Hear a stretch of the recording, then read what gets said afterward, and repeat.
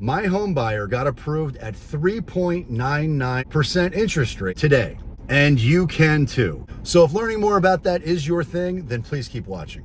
Boom, we're live. All right, today we're going to get right into it, and I'm going to share with you a recent case study, an actual client who hired us to find their dream home and dream lifestyle, but thought they might be priced out of the market because interest rates at the time they hired us were almost 7%. They were 6.99. And mortgage interest rates fluctuated and went down a little bit, but as of right now, they're at 6.95%, which I can still make the argument is historically low relative to other times in history. And it's significantly lower than some other countries. The interest rates in Argentina are 46% on a mortgage, and Venezuela is 26% for a mortgage. So it's no surprise to me that there are a tremendous amount of international buyers from other countries that are buying homes in the United States right now, specifically South Florida. But this video is not going to be a deep dive on all the things that could happen economically, or this would be a 2-hour video. If you're new to the channel, my name is Chris Igo. I'm committed to making the best content to empower you to make the best decisions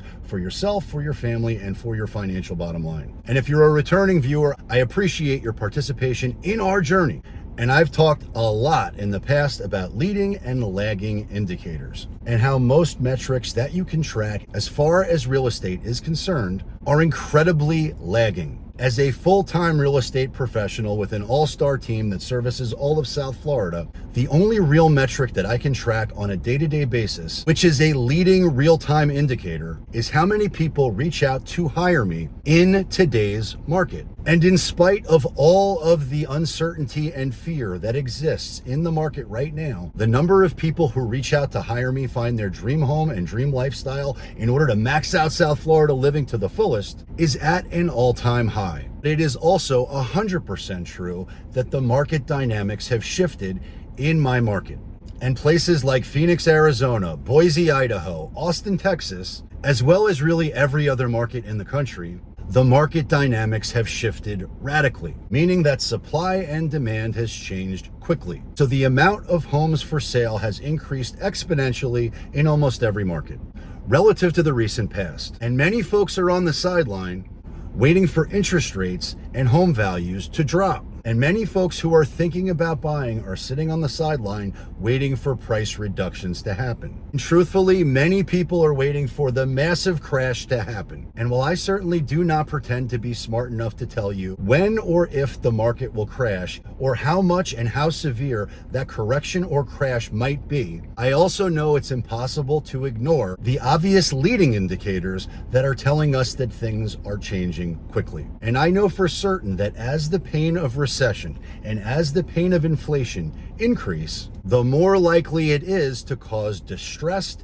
and forced sales. If you've been watching for a while, you know that I suspect that my market in particular is more insulated than other markets because there's a scarcity of land. There's no more land to develop, and buyers still want to take advantage of all the benefits of living in Florida and max out South Florida living to the fullest. And so I suspect it will take 18 to 24 months for the pain of recession, pain of inflation, to really have a material impact on our housing market.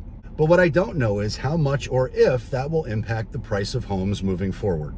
But my suspicion is we're going to return to what 2019 looked like. And that's what we're starting to see right now.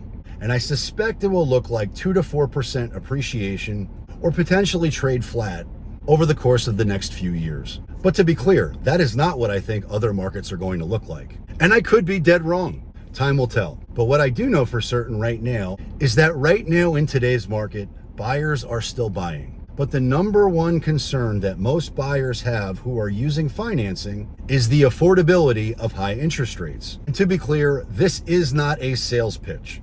Any professional that you ever hire that employs any type of sales pressure must be fired immediately. Because I don't want you to make a decision that's right for me. I want you to make the decision that's right for you. And as many of you know, previous to being a real estate professional, I was a stockbroker for 18 years.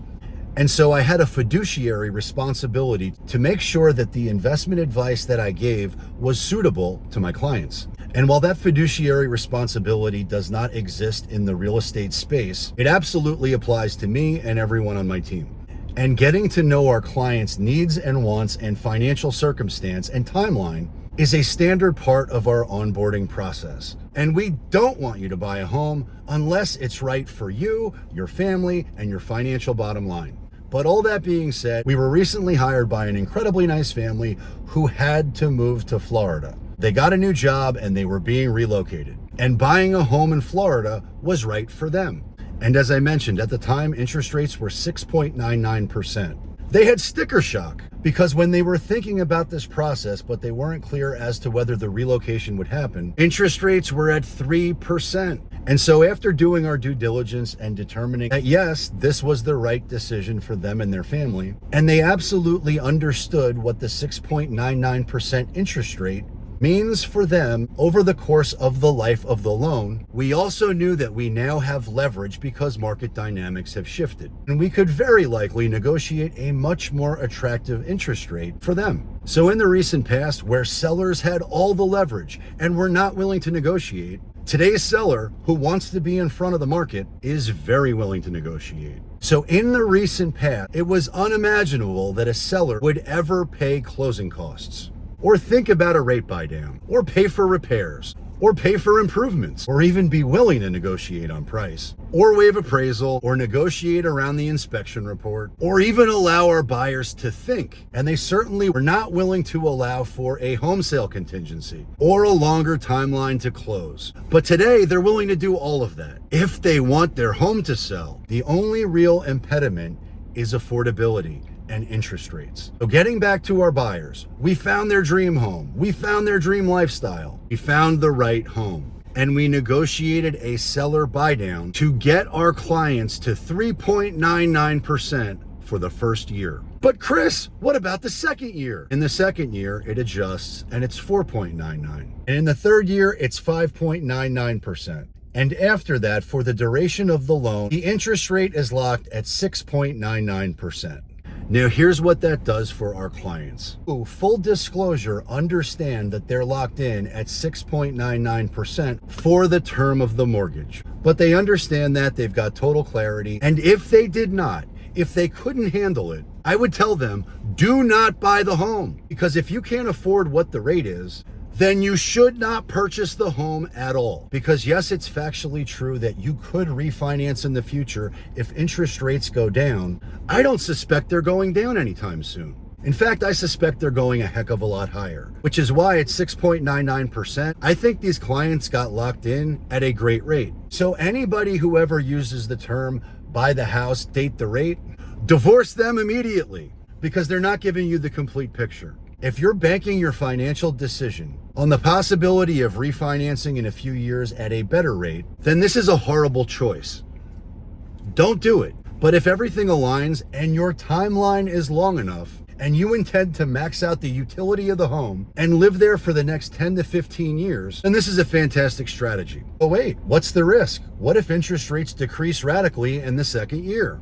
Well, then whatever that savings is gets applied to the principal of whatever the new terms are. So it's a win-win. But Chris, what if interest rates skyrocket and go to 20% and the housing market crashes? Let's address that. If your timeline is long enough, history has proven that over the course of 10, 15, 20 years, you're going to be fine. I hope you found this content valuable, and if you did, please give it a thumbs up, subscribe to the channel, and share it with a friend. And if you're unfamiliar with the area and would like to learn more about every city that exists within South Florida, then please opt in for our free city/relocation guide, which is going to tell you everything that you want to know about every city in South Florida. And please check out my next video, Nobody's Buying Homes in Florida Anymore, because I suspect you'll love it a lot. And please keep your eyes peeled for my next video, which is live calls to realtors negotiating price in today's market, because I suspect you're gonna love that a lot too. Until next time, peace.